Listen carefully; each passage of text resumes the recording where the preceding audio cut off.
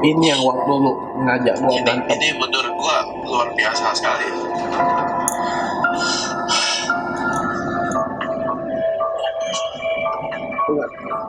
Sedihnya itu kayak apa?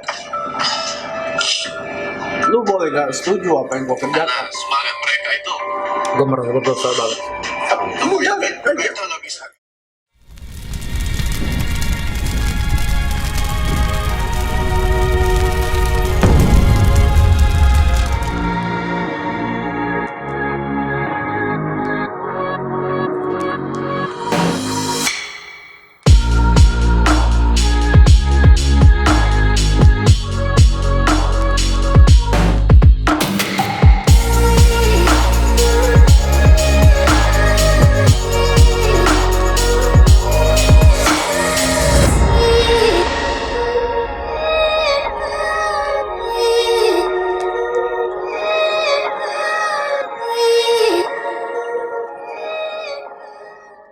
Yo, my friend. Selamat hadir kembali.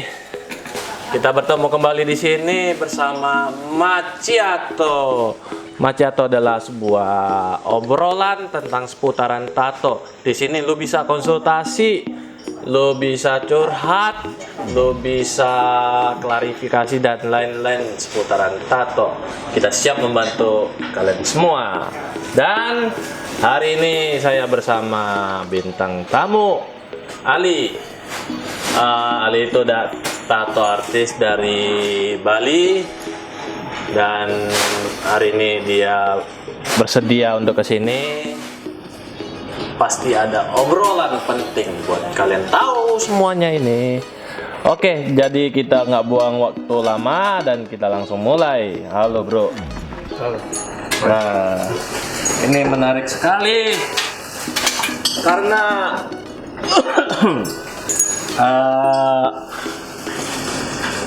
yang harus kalian tahu, kita udah temenan udah dari Dari tahun berapa ya? 2008? 9? ya 2009 kita udah berteman sampai sekarang. Kenalnya dari tato, seputaran tato. Nah, gimana? Apa yang lagi sibuk sekarang? Gua lagi si nato-nato aja sih. Si ngurus tato dan desain tato desain seputar itu aja. Oke. Seputar itu aja. Masih baik lah. Masih baik. Kalian menarik kan? Ali itu seorang tato artis yang di bidangnya apa sih? Tradisional, American tradisional. Tradisional. Itu yang kayak berarti yang kayak old school gitu. Gambar-gambar old school yang biasanya pelaut atau apa itu yang garis luarnya tebal. Iya. Solid. Itu mungkin sekarang udah nggak banyak ya orang yang ngapain itu ya. Dulu sih namanya kan old school ya. Uh-uh. Kalau sekarang namanya udah tradisional, tapi ada kalangan tertentu juga sih, Drake, yang suka gitu.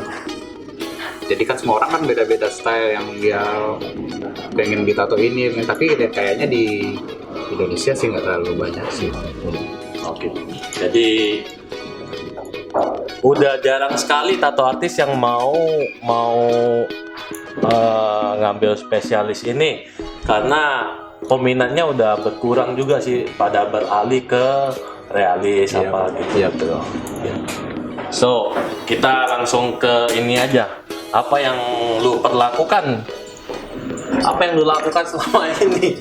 Gua sangat bingung ini karena yang kalian harus tahu, my friend. Kemarin kan gua ada sempat posting, gua ada bikin laporan ke Polda tentang isu pelecehan seksual dan copycat. Nah, akhir ini baru terungkap dari kepolisian dan gue baru tahu ini orangnya. Dan gue nggak tahu apa yang terjadi selama ini dan gue penasaran apa yang terjadi di ini. Kenapa bisa kita udah teman lama gini, kok bisa ada kejadian begini gini? Mungkin boleh jelasin teman-teman yang belum tahu ada apa-apa gitu. Oke, sebelumnya gue terima kasih banget sama Hendrik udah membuka pintu, udah membuka pintu buat gue di sini dan nerima gue di sini. Untuk ini gue mau klarifikasi masalah laporan tentang pelecehan seksual dulu ya. Boleh. Silakan. Jadi buat kalian juga jangan bersangka buruk pada seseorang. Jadi kita harus tahu apa yang terjadi dan kenapa alasannya gitu. Jadi pada dasarnya gue udah lama nih kenal Hendrik, tapi kadang-kadang kita beda ide, beda style juga, kita nggak terlalu ngumpul bareng gitu. Jadi kita cuma lihat dari jarak jauh gitu-gitu aja. Kita kadang-kadang nggak tahu. Enggak, ini gue mau potong, ini menarik, ini gue mau potong. Jadi yang dibilang Ali itu kita kurang bergaul gitu. Sebetulnya gue di komunitas di apa, gue sangat aktif sekali. Dan guanya yang kurang aktif. Gua nggak tahu kejadian apa di lu. Jadi sampai gua sendiri itu merasa semua memusuhi saya. Jadi sampai gua sendiri itu gua nggak berani ikut ke situ lagi. Gitu. Gue sih mungkin awalnya tuh argumen kita yang di copycat ya. Gue pengen gimana sih bikin Hendrik sakit hati gimana. Karena suatu hari gue pernah nyapa lu di satu event dan lu nya nggak yang sombong gitu kata gue sih. Dan karena gue pikir Hendrik gak kayak gitu, terus tiba-tiba mungkin lu lagi sibuk atau lu lagi gimana, jadi lu gitu aja gitu. Gue sapa anak lu juga waktu itu kalau nggak salah. Terus di situ di argumen-argumen di copycat itu ada hal-hal yang kadang-kadang bikin gue meluap-meluap emosinya gitu. Tapi itu kondisi lu sadar, normal. Oke. Dan dia orang sabar banget, jadi gue akhirnya gue yang jadi emosi. Kenapa nih orang santai banget gini-gini, gue yang emosi. Dan tiba-tiba gue lihat sebenarnya ini screenshot itu udah lama tuh, udah lama gue nggak tahu dapet. Gue dulu banyak di grup WA. Ketika gue tabrakan grup WA tuh gue hapus karena berisik banget. Dan gue nggak tahu ini tuh basicnya di mana nih, dulu gue dapat di grup yang mana gitu dan orangnya siapa. Tapi karena gue nggak percaya lu kayak gitu, jadi gue diamin aja udah. Gak mungkin lah Hendrik kayak gini kata gue. Terus terakhir kok bisa sampai muncul di umum? Karena itu tadi itu emosi di pas kita argumen di copycat itu. Akhirnya gue meledak-ledak, jadi nggak kontrol gue. Gue yang lagi gimana ya, nggak kontrol aja gue, emosi gue udah meledak-ledak kayak gimana, yang lu nya santai gitu-gitu aja gitu. Tapi guanya yang norak, yang gimana ya, susah ngejelasinnya juga. Ketika lu gue lihat ada baca-baca ada tato artis sampah bla bla bla gitu-gitu, ada fan lu yang malah manas-manasin gitu-gitu. Akhirnya gua salahnya gua itu gua nggak mencari ini sumbernya bener apa enggak gitu. Gua yang penting gimana caranya Hendrik sakit hati, gimana Hendrik marah sama gua gitu. Gua posting lah itu. Oke, jadi postingan itu disebarkan oleh lu di story. Oke. Di story, ya. Tapi nggak lama sih, waktu itu langsung gue take down karena gue yakin dan ini gue salah nih kata gue. Gue hanya tercampur sama emosi-emosi aja yang meluap-luap gitu. Yang gimana caranya bikin lu sakit hati ke gue, karena dari dulu ada juga sih kayak Hendrik jadi lebih dari gua atau gimana. Gue jadi kayak gimana sih Hendrik, kayak apa ya nama sifatnya ya itu ya, sirik lah gitu. Sirik lah gitu. Oke. Jadi lu sirik akhirnya membuat lu jadi buta hati, jadi menyerang gua. dengan isu ini, isu yang ada di ini. Yang pernah gue dapat ya. Oke. Seperti itulah, Rick. Kamu tahu isu yang lu pakai ini berdampak apa ke saya? Pernah lu mikirin ke situ gak? Sekarang setelah itu saya mikir, Rick. Apa yang ke keluarga lu, berdampak ke anak lu, berdampak ke hal-hal di sekitar bisnis lu gini-gini. Dan ya itu benar salah gue sih, yang terlalu frontal dan terlalu nggak mencari sumber yang benar dan nggak tergesa-gesa dalam hal-hal kayak gitu-gituan gitu. Oke. Gua bisa kasih tahu lu, yang lu lakukan ini lebih dalam sakitnya daripada yang lu ucapin sekarang ini. Dampaknya lebih parah daripada yang lu bayangin sekarang ini. Gua hampir cerai sama bini gua gara-gara isu ini. Bini gua, teman-temannya pada nanyain terus sampai dia malu, nggak berani ke sekolah. Anak-anak gua juga semua cewek. Lu bayangin mereka mentalnya dari kecil begini, diolokin sama teman-temannya, papa lu suka pelecehan seksual terhadap klien, suka aneh-aneh sama klien, suka godain cewek. Gua nggak masalah. Ketika lu ngucapin itu, gua nggak masalah. Gua sama sekali gua mah enjoy aja, nggak ini. Cuman karena udah sampai mereka begini, akhirnya saya pikir saya harus lakukan sesuatu. Nah, tindakan apa yang saya harus lakukan? Jujur, sebelum ini kan gue udah kasih tahu lu, Li, udah stop. Anakmu masih kecil. Saat peringatan 1, peringatan 2, sampai ketiga lu cuekin. Oke, lu udah cuekin. Gue nggak tahu harus ngapain lagi. Karena kalau misalkan gue secara kasar, gue main hantam lagi, itu akan membuat lu semakin emosi dan semakin menjadi. Gue masih menganggap lu sebagai teman saudara gue. Gue masih ingat sekali, lu bukan seorang siapa-siapa di Bandung, nggak ada yang kenal lu, nggak ada yang tahu lu. Li, lu ke Jakarta bantuin gue di studio, ada kerjaan buat lu. Gue senang lu mau ikut, lu bersedia ikut. Dan gue nggak tahu kejadian apa gitu.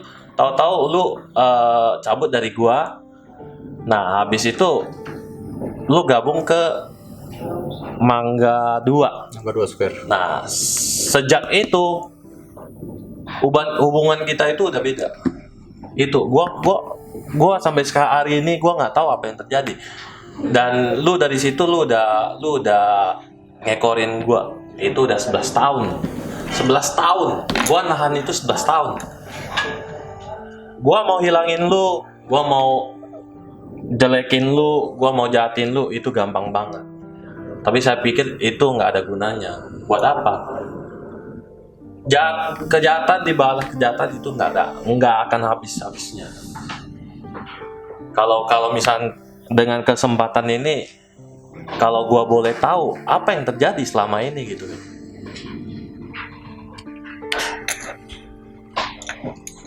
Gue sih sebenarnya nggak terlalu dalam membenci lo kayak gitu loh. Nggak sebenar-benar ingin membenci jahat kayak gitu, enggak. Tapi kan kadang-kadang ada omongan-omongan orang dari luar atau apalah yang bikin gua jadi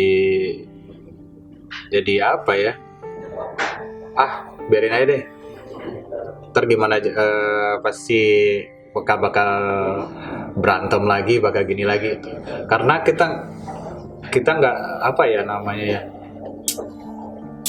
gue orangnya gampang terprovokasi sama orang lain yang merubah pikiran gue. Kadang-kadang juga ketika gue depresi nih, kadang kayak gini nih, di Bali sedih banget gini-gini, itu efeknya ke mental gue kemana-mana. Jadi dengan depresi itu lu bisa seenak jidat lu membikin suatu informasi Enggak juga, itu kan berawal dari argumen-argumen kita yang di copycat ini. Oke. Yang fan-fan kamu yang apa sih Ali tato artis sampah gini gitu. Yang bikin meledak-ledaknya itu untuk sebenarnya. Copycat itu siapa yang kerjain? Aron ya? Iya. Saya tidak mengetahui apa-apa. Tunggu, kalau masalah copycat boleh nggak gue ngomongin? Boleh, silakan. Kalau masalah copycat semua orang ngopi. Sebenarnya nggak, itu bukan intinya itu sebenarnya. Intinya cuman gue pengen bikin lu sakit hati aja. Tapi dari dulu lu nggak sakit hati sama gue, itu yang bikin gue gimana ya?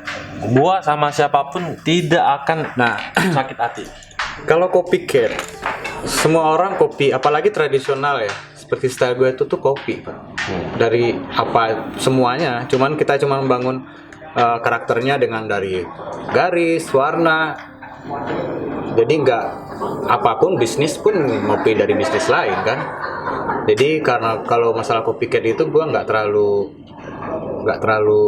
ke situ sih sebenarnya. Tapi pas banget itu Pas menjadi banget momen gue untuk adu argumen sama lu. Dua jadi satu gitu ya. Itu bukan menjadi peraduan. Jadi itu menjadi sarana buat menjatuhkan gua. Pelecehan sama copycat. Gua masih ingat sekali postingannya ini. Hendrik Shinigami adalah tato artis yang suka melakukan pelecehan seksual dan plagiat copy paste hasil karya orang lain. Gua sampai hari ini masih ingat gua kata-kata itu. Itu aduh. Udahlah, maksudnya ngapain sih? Gua di sini ada klien gua sendiri, lu di sini, di situ juga ada kerjaan lu sendiri. Ngapain lu pusingin begini? betul sih sebenarnya kayak gitu. Buat apa? Lu bilang lu gampang terprovokasi sama temen-temen lu. Sekarang lu dalam kondisi begini, siapa yang dukung lu? Mana orang-orang itu? Jadi udahlah, maksudnya orang tahu sifat lu begini, kelebihan lu begini, mereka akan gunakan lu untuk sekalian jatuhin gua. Dari sekarang pelajaran ini mungkin itu pelajaran bagus banget buat lu. Lu tahu siapa yang akan nemenin lu, siapa yang manfaatin lu gitu. Gue banget belajar dari sini. Gue banget belajar nih. Gue yang paling gue terima belajar di sini kayak menilai seseorang dengan hal sebelah mata, tapi ternyata nggak seperti itu. Dan menilai sesuatu yang bakal gue pikirin ternyata bukan seperti itu, realnya nggak seperti itu. Ini yang gue pelajarin dari sini. Terus gue yang sangat mempelajari, yang gue pelajari itu ya menggunakan media sosial dengan emosi itu benar-benar bahaya banget. Dan selama ini kadang-kadang gue kan terlalu frontal dalam masalah hal. Dan gue juga minta maaf sama teman-teman yang lain kalau ada yang tersinggung dari status gue atau dari setiap perkataan gue gitu. Dan dari hal-hal apapun gue sangat hal. Dan gue juga minta maaf sama teman-teman yang lain kalau ada yang tersinggung dari status gue atau dari setiap perkataan gue gitu. Dan dari hal-hal apapun gue sangat belajar banget dari hal ini.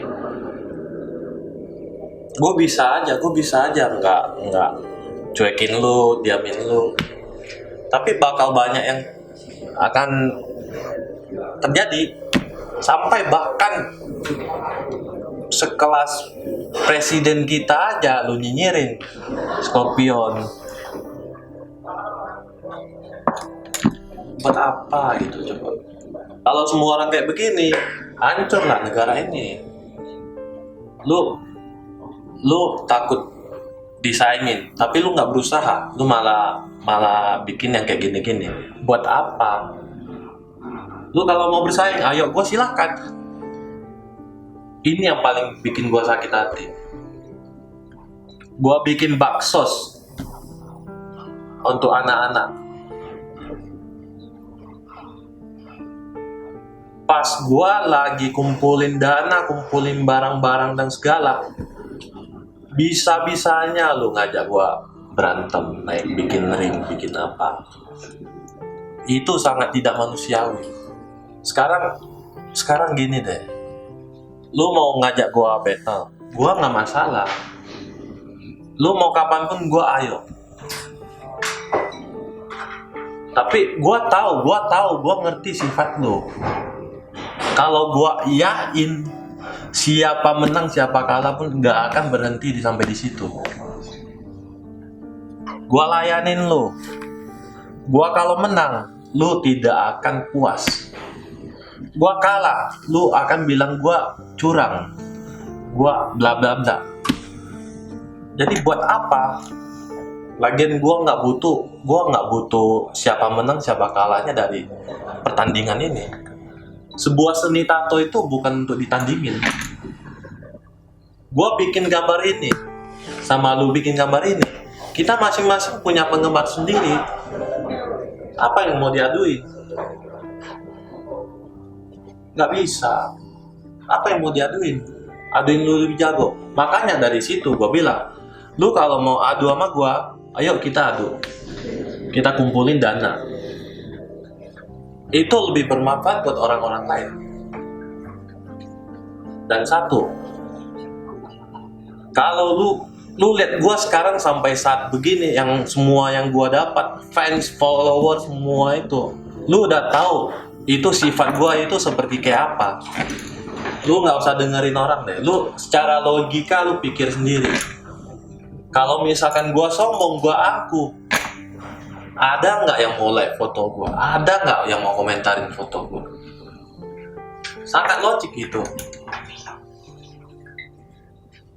Gua diam karena gua nggak mau terlalu menyakiti siapapun. Hasil kerjaan gua bukan yang terbaik, tapi gua bisa merangkul semua orang. Dan asal usul channel gua ini, tujuan gua itu untuk merubah pola pikiran orang-orang dulu. Jadi biar mereka itu, apa sih itu tato? Apa sih itu tato? Kan dulu tato itu kan, wah ini gak benar nih.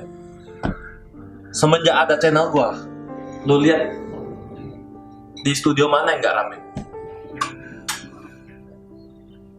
Di studio mana yang gak? Otomatis semua udah lihat ini, dia orang mengerti tato itu apa, dan dia akan ke tato. Dia akan ikut tato.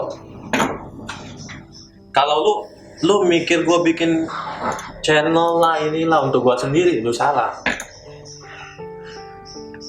Gue dari awal sama Uca ada satu program. Jadi kita keliling ke studio-studio kecil yang ada artis-artis hebat hasil kerjaannya tapi nggak ke-expose. Jadi guna fungsi channel gue itu kita kesana review apa bla bla bla. Nah, ketika lu suatu saat sampai lu kayak begini, akhirnya semua gue stop. Gue nggak mau nanti gue dibilangin cari muka lah, inilah itulah. Itu nggak ada manfaat buat gue. Gara-gara ada lu nya nih, semua stop. Semua program nggak bisa jalan. Itu sangat sayang buat kita ke depan, bukan buat gua. Gua sangat nyaman dengan apa yang gua lakukan sekarang ini, apa yang gua dapat sekarang ini. Gua udah cukup. Tapi di otak gua itu, apa sih tato itu? Kenapa semua orang, bukan semua orang, rata-rata ada orang tua yang nggak bisa menerimanya. Padahal tato itu kan cuman kepuasan kita sendiri. Itu. Ya Pak. Ini fatal banget buat gua. Sama yang kemarin juga. Gue pengen lo asli, gue pengen banget ajak lo ke panti itu. Pengen banget gua. Boleh sorot ke sini sebentar.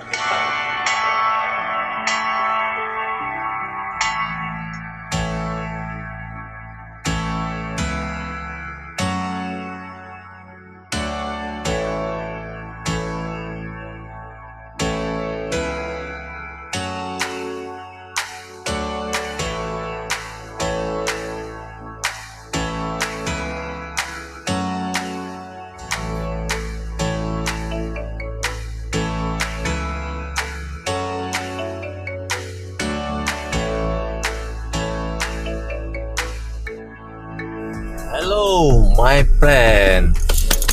Hari ini saya dengan hati yang gimana ya, excited dan senang sekali karena selama dari awal sampai akhir ini udah 3 minggu.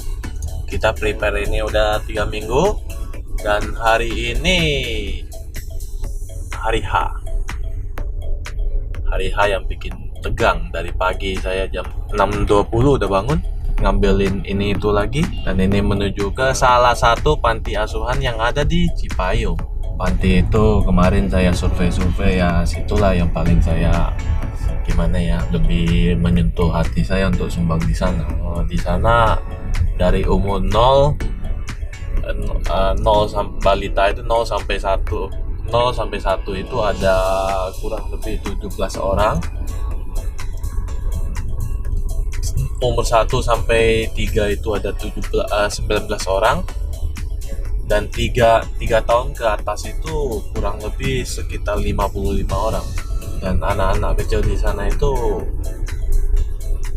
dia udah pasrah aja. Dia tidak memiliki apa-apa. Mereka di sana tidak ada orang tua, pasti ada cerita mereka sendiri. Itu mereka semua punya ada alasan sendiri, dan kita nggak tahu alasannya mereka apa. Tentunya mungkin ya salah satu faktor utama yang mungkin penghasilan. Yang biasa bikin itu ya penghasilan tidak ada atau kawin di luar nikah. Saya rasa itu doang sih 2 faktor utama yang bikin mereka terlantar di sana. Dan kalian yang punya papa mama di rumah,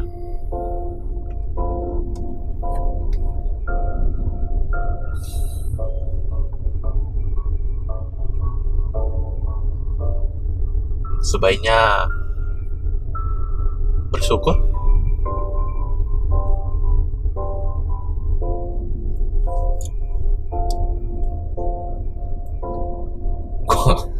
Gue nggak tahu mau ngomong apa lagi. Mata saya udah kaca-kaca.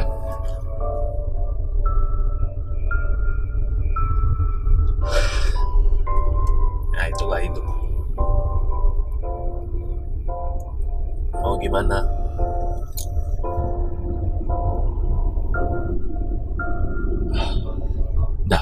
Dah, gua ngomong banyak lagi karena mata gua udah mau netes nih. Kita ke sana, kita lihat. Dan kebetulan acara ini saya libatin anak-anak dari saya juga. Tuh, pada lagi udah tidur. Satu lagi tuh si open your eyes lagi tidur. Dan saya sangat menyentuh juga karena begitu saya posting, teman-teman dari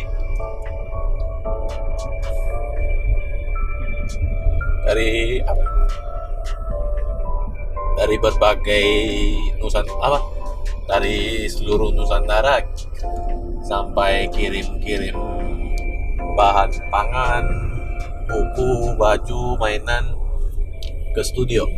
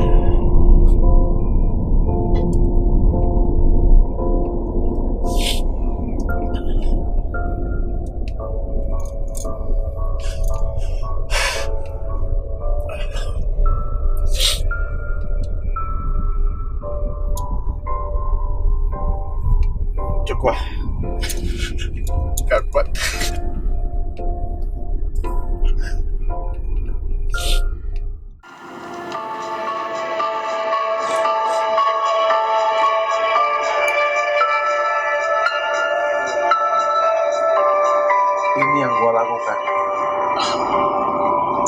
Ini yang waktu lu ngajak gua berantem. Ini menurut gua luar biasa sekali.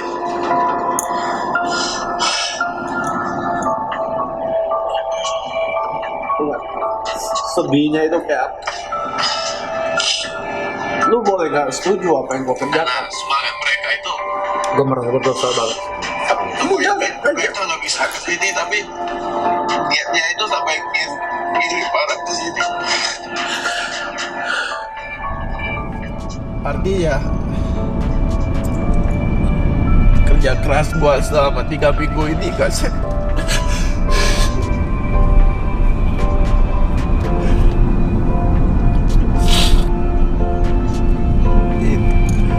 ini sangat luar biasa.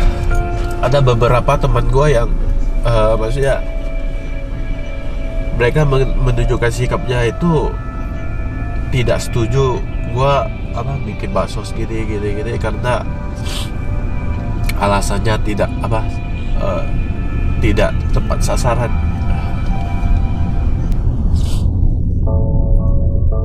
Dan saya pikir kalau kita mau berbagi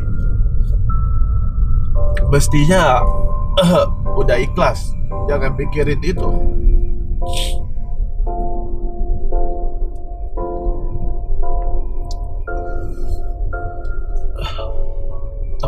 Tepat sasaran, tepat dan enggaknya bukan kita yang nilaiin.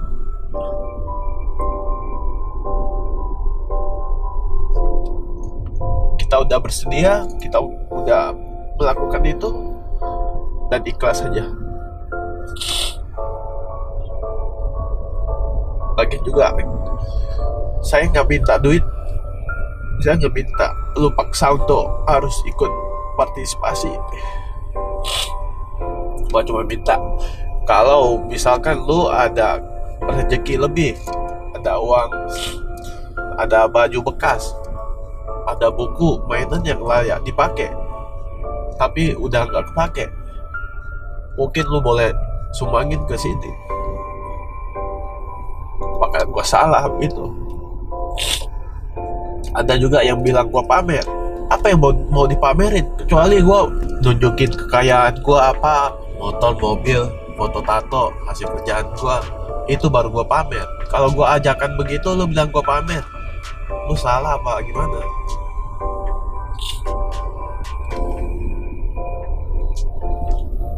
Tapi kali ini gua membuktikan satu,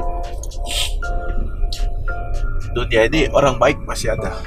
Nyatanya dari Manado, dari Aceh, dari Jawa, dari Bali, dari Kalimantan, dari Medan, mereka nggak bisa hadir, tapi mereka juga kirimin barangnya dari sana, kardus gede-gede berapa biji.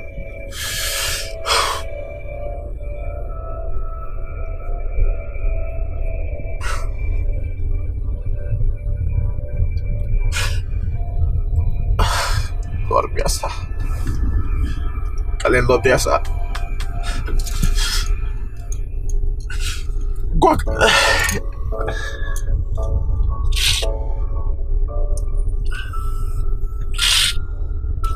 selagi gua dibutuhkan, gua akan jalan di depan. Ayo kita jalan.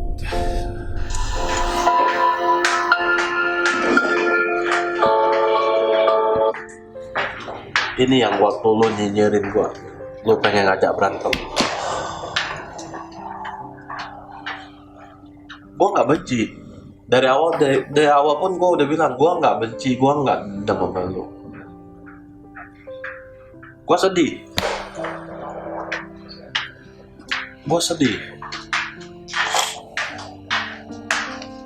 Kok bisa lu seorang Ali kok bisa sampai kayak begini? Padahal lu sendiri juga orang tua masih kurang kan? Masa lu lupa perasaannya kayak gimana? Sekarang gua di sini maju buat mereka. Apa yang mereka harus dapatkan? Gua cuma salurin ini doang. Apa salah gua? Lu bilang gua pamer. Kalau pas waktu ini gua layanin lu, gue bisa aja. Bahkan gue mau apain lu juga gue bisa. Buat apa? Suatu kebencian akan diganti dengan kebencian lagi. Itu nggak akan habis. Setiap kali gue lihat video ini, sedih gue.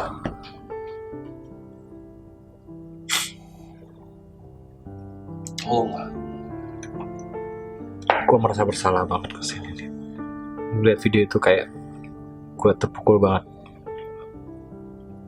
Kemarin Waktu itu waktu lu gitu tuh gue cuma mencari perhatian biar kita tato battle terus. Tapi ternyata yang di belakang terjadi kan gue nggak tahu. dari battle itu lu harapin apa? Menang kalah.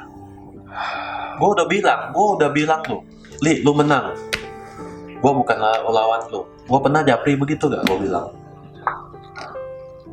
Karena gue tahu siapa menang siapa kalah pun gak ada ujungnya. Gue lebih baik mengalah daripada kita lebih dalam lagi. Menang kalah itu buat gue udah gak penting. Itu bukan saya aja. Itu bukan saya cari. Lama sekarang deh. Buat apa cari kemenangan kalau kerjaan yang masih tetap nggak ada? Buat apa lu cari ketenaran kalau nggak ada yang mendukung lu? Lu udah tenar nih. Gue jamin lu sekarang ini lu udah tenar. Siapapun akan tahu si Ali itu siapa. Ada seberapa orang yang mendukung lu dengan tingkah lakumu itu. Buat apa tenar kalau nggak ada yang dukung? Itu nggak buat apalah, nggak perlu lah. Lu mau menang, lu mau apa? Gue udah menyerah ini. Gue posisi gue udah menyerah. Gue udah nyerahin diri buat lu. Tapi gue masih diinjak-injak. Oke, gue nelan ludah sendiri. Gue diam aja. Kapan gue pernah pikir mau hancurin lu, mau apa? Sama sekali tidak pernah. Bahkan lu segitunya sama gua. Waktu lu kecelakaan, gua masih doain lu buat cepat sembuh. Sumbangan gua kasih. Gua masih berharap lu itu seperti Ali yang dulu. Gue masih berharap banget kita bisa kayak dulu. Coba lah lu pikirkan kembali lah. Apa untungnya lu lakukan ini itu? Gak ada untungnya. Gue nyesel banget gue. Di dunia tato ini gak ada lah saingan, gak ada. Jadi lu gak perlu mikirin siapa mau saingin lu siapa apa. Kita masing-masing udah punya rezeki masing-masing kok. Ini mungkin pelajaran baik buat lu. Ini pelajaran banget buat Hendrik. Gue malu, gue menyesal,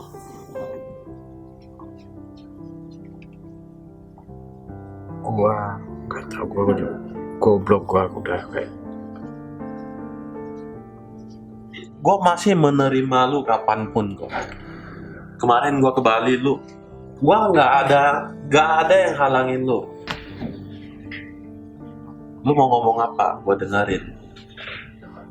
By the way, itu cewek siapa sih? Gue penasaran. Gue tahu posting screenshot itu ya, gue taunya dia dari itu, ada tulisan di atasnya, terus gue lihat dia di itu. Ternyata dia follow gue juga. Dan gue lihat dia pernah nato juga di studio gue dulu. Bukan di studio, maksudnya gue di studio itu kan kedatangnya setelah kecelakaan, cuman ada open aja, karena gue nggak bisa datang tiap hari. Dan gue taunya sekedar itu. Terus gue tanya nomor teleponnya, dikasih, terus bekerja sama lah sama polisi biar itu polisi bisa ngusut dia tuntas atau gimana, apa alasan dia bikin kayak gitu, apa alasan dia yang kenapa bikin. Kalau menurut gua sih dia orang yang sok tahu, yang cuma pengen tahu, pengen tenar dan jual nama lu sebagai, nggak tahu ya, gua nggak ngerti juga gua sih sebenarnya apa yang dia pengen, apa tujuan dia itu bikin kayak gitu-gitu, atau dia emang nggak tahu salah sasaran, atau dia nggak tahu artis-artis tato, atau dia cuma sekedar nulis-nulis. Soalnya pas yang gua lihat pas video klarifikasi lo itu, dia kasih lope 5 biji ya. Kalau gue pikir kayak gitu, dia juga ketakutan kalian. Jadi dia pikir video itu udah clear gitu. Dia merasa bebas, terus oh ini Ali udah clearin. Tapi kan itu belum tanggung jawab, bukan tanggung jawab dia juga, tanggung jawab gua buat lu, bukan dia yang lepas dari situ. Terus dia ngasih lope maksudnya dia respect atau apa, gua nggak tahu kan. Terus apa yang harus direspekkan? Makanya itu yang maksudnya itu gue nggak ngerti, Drik.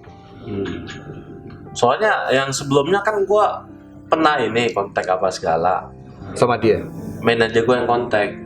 Jadi dia bilang dia sama sekali nggak kenal lu dan nggak tahu gimana caranya lu bisa dapat postingan itu. Kalau gue dapat posting itu dari grup ke grup, Oh. dari grup ke grup, dan gue nggak tahu nih grup yang mana nih. Karena gue waktu habis tabrakan, gue grup-grup gue hapus semuanya. Nah foto itu masih ada di HP kan. Gue nggak tahu sama sekali itu cewek siapa. Dan gue taunya pas ketika lihat itu aja. Oh ini orang ini. Terus gue liatlah wall dia. Berarti lu sama sekali nggak kenal. Sama sekali demi Tuhan. Tapi follow-followan. Enggak, gue nggak follow dia. Dia follow gue. Gue cuma follow tato-tato aja, nanti lu tahu sendiri. Gue kasih tahu lu ini acara ini postingan udah gue naik. Gue juga nggak tahu ini siapa yang bikin. Gue taunya Aaron udah bikin itu, gue posting. Nah gue posting begitu nggak 1-2 jam, langsung gue tahu, dikasih tahu ini yang bikin. Gue maju duluan. Lu baca aja.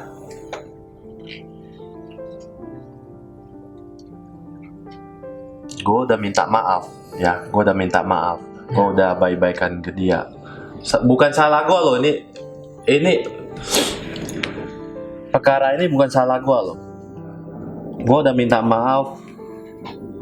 Apa yang dia lakukan? Maksudnya apa gitu? Itu kan unsurnya sangat jelas. Padahal lu udah minta maaf. Pengen menjatuhkan gua kan. Padahal lu udah minta maaf nih ya. Itu maksudnya kalau udah minta maaf bisa selesai. Gua udah minta maaf, udah ini. Nah, belakang hajar lagi. Gua minta maaf sama klien yang dia bikin. Gua lakukan supaya apa? Tidak ada perpecahan lagi di antara kita ini. Gua mengalah, gua nggak masalah. Makanya gue bilang dampak efeknya bukan ke lu sama gue, tapi kubu itu, satu komunitas itu udah pecah-pecah. Terus sama ini Raja Tato Indonesia, gue cocok? Enggak, itu bukan gue yang kasih. Nama itu gue nggak mau, beban buat gue, berat banget. Gue udah berulang kali, gue bukan Raja Tato Indonesia, gue nggak mau. Yang kasih gue itu Om Deddy. Dari awal sampai akhir, gue nggak pernah di dunia tato nggak ada Raja Tato. Emang nggak ada Raja Tato. Semua tukang tato bisa aja ngaku-ngaku gue Raja Tato, gue apa-apa. Orang yang gue pikir itu mungkin dia kasih karena gue udah berbagi banyak buat orang lain dan gue bermanfaat buat orang lain. Jadi mungkin ini salah pahaman lah ya. Kalau gue benci sama lu nggak sebenci itu, Ndri. Sampai terakhir lu bikin video klarifikasi. Nah, di situ ada kata-kata yang gua tanyain temen-temen pada nggak setuju lu ngomong begitu. Yang mana, Ndri? Yang lu dihantui sama gua. Selamat siang semuanya. Saya sengaja membuat video ini atas permintaan maaf saya yang sebesar-besarnya pada Hendrik Shinigami. Saya tahu mengucapkan maaf tak akan cukup untuk segala hal yang menyakiti Hendrik, segala hal yang merusak nama baik Hendrik, segala hal yang mempermalukan keluarga Hendrik, juga teman-teman Hendrik Shinigami. Setelah saya mendatangi Hendrik 1 minggu yang lalu untuk minta maaf, tapi saya tetap merasa dihantui dan tidak cukup atas segala kebodohan dan kelalaian dan kesalahan yang saya perbuat. Saya akan tetap terus mengucapkan hingga Hendrik memaafkan saya. Atas tajamnya lidah saya membuat luka, kerasnya hinaan dan fitnah yang saya sebar membuat bencana pada kita, angkuhnya sikap saya yang membuat pertemanan menjadi tidak baik, dan kecemburuan saya pada kebahagiaan Hendrik membuat saya menjadi kehilangan akal sehat dan selalu ingin mencari hal agar Hendrik marah, benci, dan sakit hati pada saya. Dan itu terjadi atas kelalaian dari mental dan cara berpikir saya. Saya yang sombong dan kurang sensitif atas apa yang membuat Hendrik sakit hati. Sekali lagi saya memohon maaf dari hati yang paling dalam pada Hendrik karena selama ini saya salah menilai Hendrik. Bodoh saya, tidak pernah ingin tahu atas kebaikan orang pada saya dan tidak menghargai segala sesuatu yang baik dari Hendrik. Sekali lagi saya memohon maaf dari hati yang paling dalam pada Hendrik karena selama ini saya salah menilai Hendrik. Bodoh saya, tidak pernah ingin tahu atas kebaikan orang pada saya dan tidak menghargai segala sesuatu yang baik dari Hendrik yang pernah diberikan Hendrik pada saya. Saya adalah teman yang jahat. Saya adalah sahabat yang tidak baik. Saya juga sangat terpukul ketika saya tahu dulu Hendrik sempat membantu saya tidak tahu kejadian itu, saya baru tahu kemarin-kemarin. Bantuan pada saya saat mengalami kecelakaan ini membuat saya sangat malu dan terpukul. Saya minta maaf atas segala hal-hal seperti ini. Saya harap saya tahu kata-kata yang perlu diungkapkan. Tapi kita sepertinya tak pernah melihat dari mata ke mata. Tapi aku yakin kita bisa akur. Dan sekali lagi berharap Hendrik bisa memaafkan saya atas kebodohan saya atas tindakan mencoreng nama baik Hendrik Shinigami. Saya minta maaf tulus dari hati nurani saya dan saya berharap Hendrik bisa memaafkan saya. Terakhir saya ingin sampaikan ini adalah pelajaran besar untuk saya agar lebih bijak menggunakan media sosial. Karena tindakan apapun walaupun di luar kebenaran akan selalu ada sanksi bagi pengguna medsos yang tidak bijak, yang hati ditutupi kebencian dan sisi bodoh manusia seperti saya. Sekali lagi saya mohon maaf kepada Hendrik Shinigami dan keluarga. Tapi kalau di sisi lu mungkin pure murni karena penyesalan, mungkin itu dari penyesalan lu sendiri. Lu sebutin lu akan lakukan apapun sampai gua memaafin lu. Tapi dari sebelum lu bikin video klarifikasi itu, gua udah bilang gua nggak ada benci, nggak ada dendam sama lu. Dan lakukan apapun. Trik dari cerita lu, gua ngelawan lu waktu bansos, itu gua udah merasa bersalah banget tuh, Drik. Waktu pertemuan kita pertama di Bali, inget? Itu gua merasa bersalah banget. Gue diterima di situ aja udah bersyukur gue tuh. Lu terima di situ dengan kesalahan gue kayak gitu, mencemarin nama baik lu, hal-hal kayak gitu aja gue udah bersyukur. Kalau lu buka pintu buat gue untuk datang ke situ dan lu cerita ke masalah pasos itu, itu hal yang pernah gue terlupakan buat gue, yang gue ingat lagi, Ndrik. Itu yang bikin gue ngantui, bukan masalah hal gue dihantui. Dan gue selalu merasa bersalah kalau gue ingat hal-hal kayak gitu, karena gue merasa jijik aja sama diri gue aja. Kayak kalau misalnya ada orang bansos terus gue ajakin berantem kayak gitu, Dari pertama gua nemuin lu ke Bali itu tuh gua udah merasa bersalah tuh, Ndri. Dimana gua berharap semua baik-baik dan menjadi saudara lagi, temenan lagi. Gimana keluarga gua bisa balik lagi, gimana kita jalan harmonis lagi, saling membantu. Itu aja yang ada dalam pikiran gua, Ndri. Bukan ada permusuhan lagi. Capek gua, Ndri. Umur gua udah segini, Ndri. Anak gua masih kecil, harus gimana kita ngadapin hidup, Ndri. Belum lagi kesalahan gua yang gak ke lu aja, ke orang lain atau ke siapa juga, Ndri. Itu yang bikin gua jadi hancur gua di situ. Oke, my friend, jadi mungkin ini adalah sebuah kesalahpahaman, ya biasalah. Jadi jangan kalian pernah menilai sisi orang dari apa yang lu lihat. Jadi kenalilah lebih mendalam biar tahu apa yang terjadi sebetulnya. Dan dia udah memberikan klarifikasi ini, dan semoga teman-teman juga bisa menonton ini dan mempelajari dengan logis apa yang terjadi di sini gitu loh. Yang harus saya tegaskan ini, saya dari awal tidak pernah membenci atau menendam sama dia. Gua masih menganggap dia sebagai saudara. Oke, my friend. Jadi kalau kalian ada masalah, mungkin bisa kesini juga saya bantu untuk pecahkan segala masalah yang kamu hadapi. Oke, open your eyes. Gua terima kasih banyak buat Hendrik udah ngundang gua di sini dan memperlakukan gua baik dan menerima setiap perkataan gua.